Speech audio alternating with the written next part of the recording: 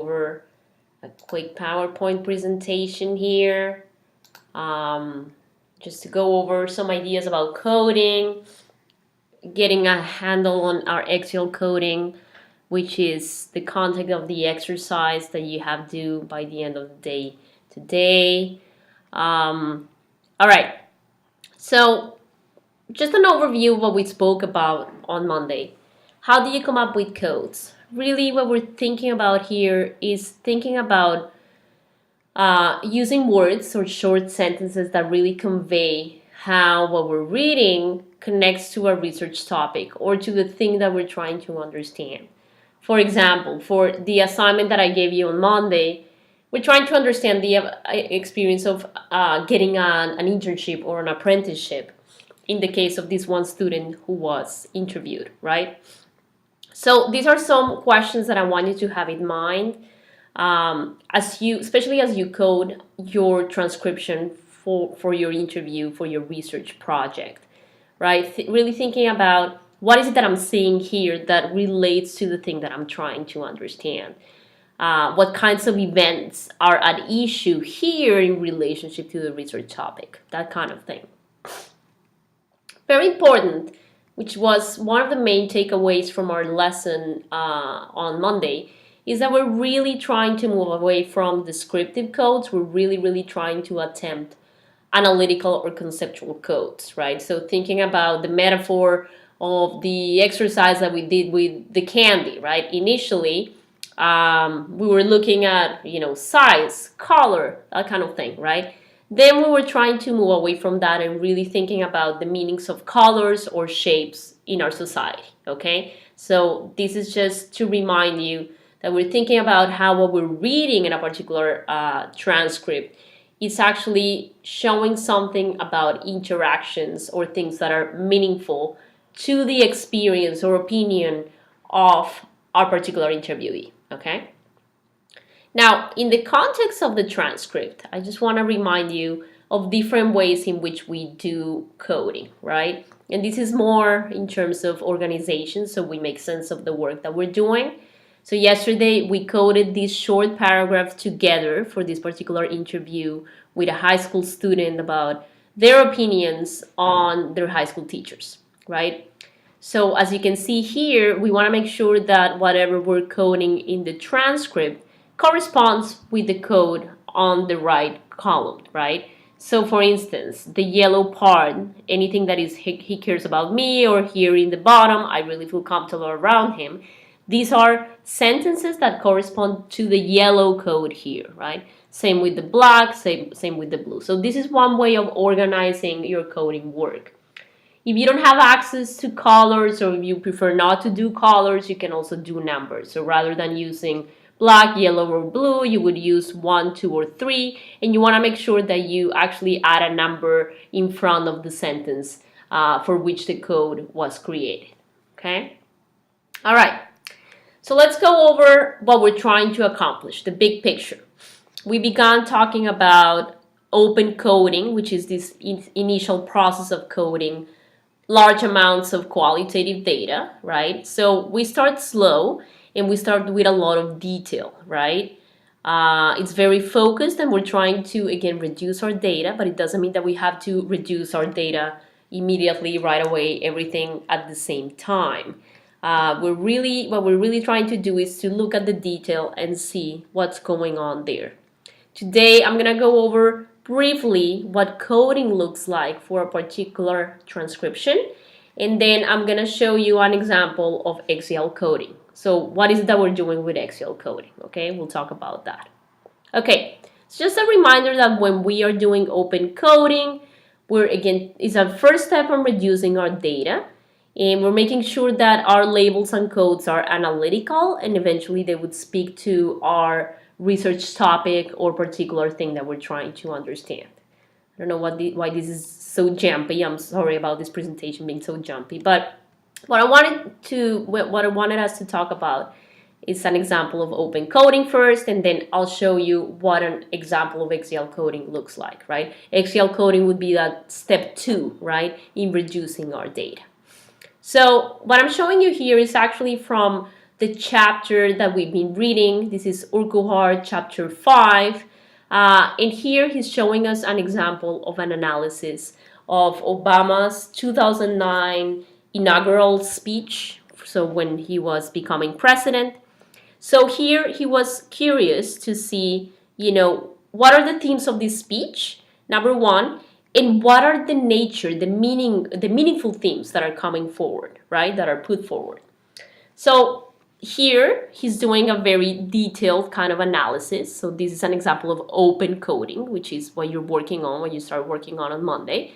So for instance, he goes here line by line, right? So let's take a look at these 4 lines from the inaugural speech. So he says, "For we know that our patchwork heritage is a strength, not a weakness." So here, the author, the researcher, decides to label this line as these different codes. He actually used 3 different codes. Diversity as strength, which is something that is in the actual text. Diversity as history, implicitly connected to the idea of heritage. And defense of diversity, which is also an implied idea in this sentence. So this is a good example of an analytical code where you're looking at the hidden meanings behind the text that you're analyzing. All right, moving right along, we can look at this second sentence. "We are a nation of Christians and Muslims, Jews and Hindus, and non-believers." So the author decides to code this line as nation of different religions, which is pretty explicit here, non-believers, right? And also an implicit idea about the whole of this sentence is inclusiveness, which is sort of connected if you start thinking about, the larger theme of the speech, inclusiveness and diversity, right? There's a connection there with these 2 ideas. All right, let's take a look at the third sentence. "We are shaped by every language and culture drawn from every end of this earth." The author decides to code this as different languages, different cultures, from every place. And once again, he chooses to use the word inclusiveness as this sentence implies this idea of inclusiveness, right? So here what we see is that he starts repeating some of the open codes, and we start seeing a story about the data, right? There's something about diversity, inclusiveness going on here. And these are some of the themes put forward in this particular speech. Okay, let's move right along to this 4th line. "And because we have tasted the bitter swill of civil war and segregation," right? This is just another line. Here, he's being very descriptive with the history of civil war. And he's using also segregation. Perhaps the way in which he chose his descriptive codes is also to align with some of the underlying themes that we're seeing here, perhaps diversity and inclusiveness, which is something that is done to prevent some of the outcomes of segregation in the history of civil war. All right, this is just to show you an example. You can see a more detailed analysis in chapter 5, which is posted on Blackboard. You'll see all of the speech actually coded, but this is just to illustrate what we're talking about with open coding. Okay, now that we got an example, once again, I want to emphasize that coding is not an exact science. So here you're using your ability to interpret, your creativity, right, your imagination to be able to figure out how to come up with codes. But of course, as long as it's related to the actual context of the transcription. All right, let's talk about axial coding, which is our next step as we're reducing our data. So in axial coding, we're doing a number of different things. First of all, we're reviewing and examining and organizing your initial codes. So it may happen that maybe you didn't like how you coded diversity as defense of diversity. So maybe you're going to revise those codes, right?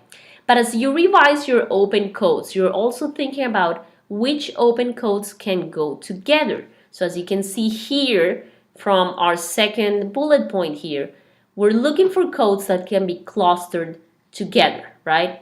So as we saw earlier in the example, we can see here it's pretty obvious that all of these topics, diversity, even inclusiveness, can go under one underlying theme.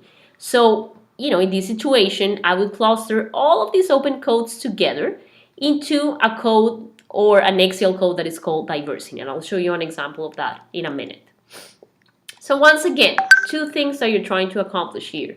First of all, you're reviewing, examining, and organizing your initial codes to think about whether there are relationships between different parts of the text. And second, you're looking for codes that you can cluster together. Perhaps you find a causal sequence, right? Maybe some sort of causality going on between one thing or the other. And you might see also an interaction between two or more issues going on in the text, right? Okay. So let me show you an example of what this would look like. Oh, actually, I wanted to say more about axial coding here. Very important here, and this is just a repetition of what I just said earlier. Here we're actually focusing on making connections between different open codes, right? So the concepts and categories you're creating now are built by connecting the initial codes with each other. So what does this look like? It looks a little bit like this, okay?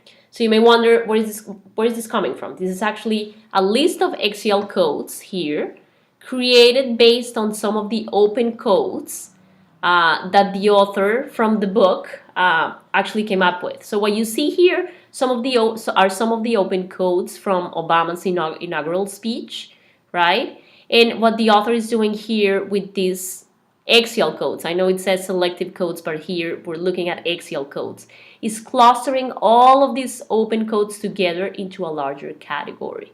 So you might remember from what I showed you earlier, as we were analyzing Obama's speech, there were a couple of open codes that read as diversity as a strength, as history, different religions, non-believers, inclusiveness, etc.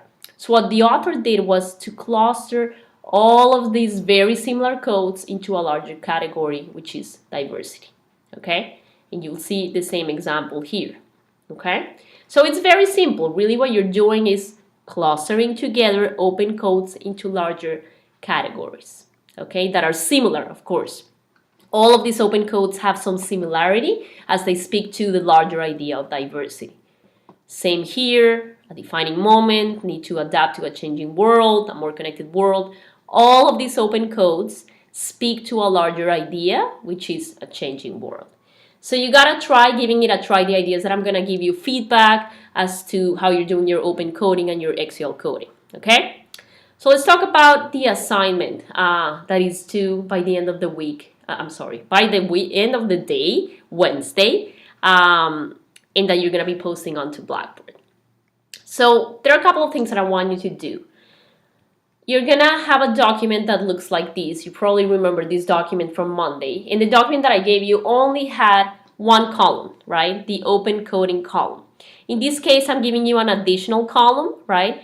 So what I want you to do in this assignment is to go over your open codes again, and you're actually gonna do open coding. I want you to do your open coding. So, let's say that you're gonna analyze this first sentence here, right?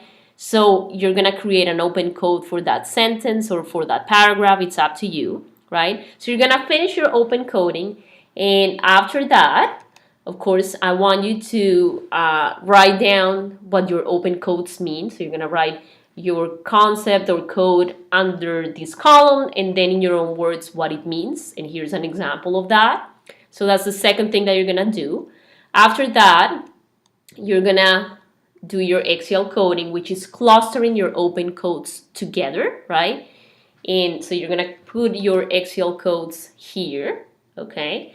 And after that, you're also gonna define those axial codes. So what is it that I wanna see? Obviously, you're gonna have more open codes than axial codes, right? Because the process is that you're clustering them together.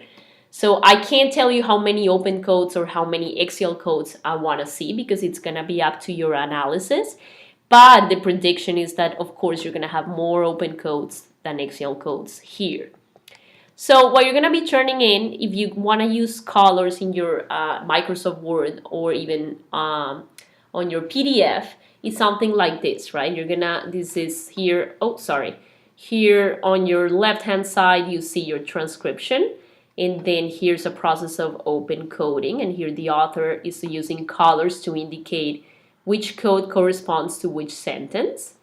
So that's the first part, open codes. Then you're gonna define your open codes.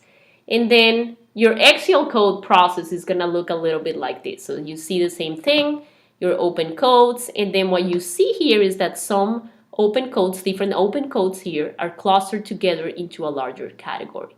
So what you're turning in, it's going to look like this, plus the definitions of your codes. All right? So this assignment is due by the end of the day today. I'm really hoping to give you feedback so you can be ready to do the coding of your actual interview. So please make sure that you upload it so I can give you feedback by next week. If at any point you have any questions, please email me. I'm happy to help you out at any point, okay? And here are the general instructions of the assignment, but I hope that my explanation was clear and then you can work with it. Please let me know if you have any questions. You can find the Word document of the assignment in this week's folder, all right? Have a good holiday, and I'll see you next week.